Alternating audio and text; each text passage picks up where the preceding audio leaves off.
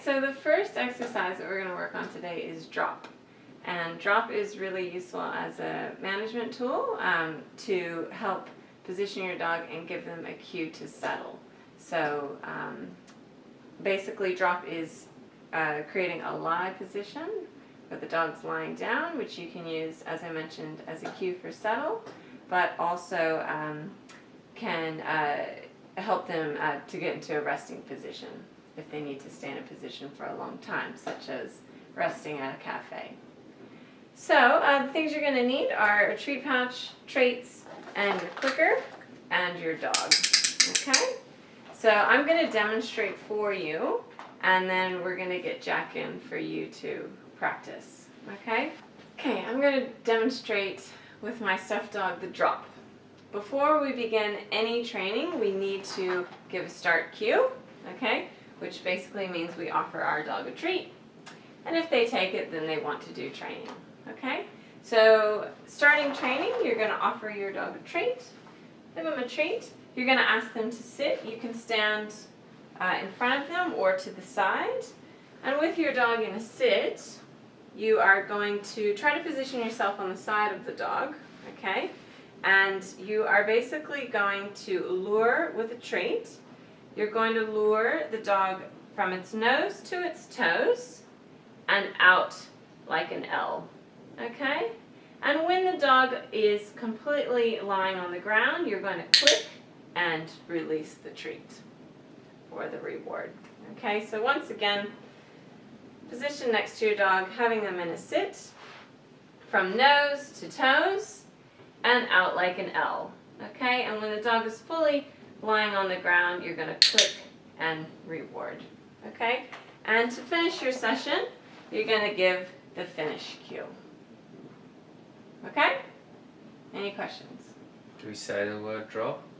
Or at this stage we're just... That's a good question. So you don't need to be saying it at this stage, okay?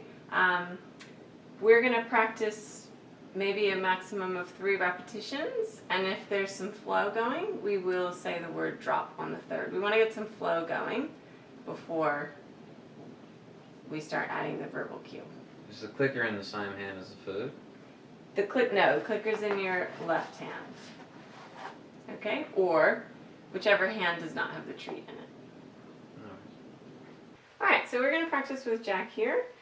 So once again, remember to begin training, we're going to give him a treat. Okay, and when you're ready, you're going to lure him nose to toes, and out, and click, and reward. Excellent. Okay, and to get him to sit up, you can just take a step towards me if you like, and call him to you. Sure, come. Okay.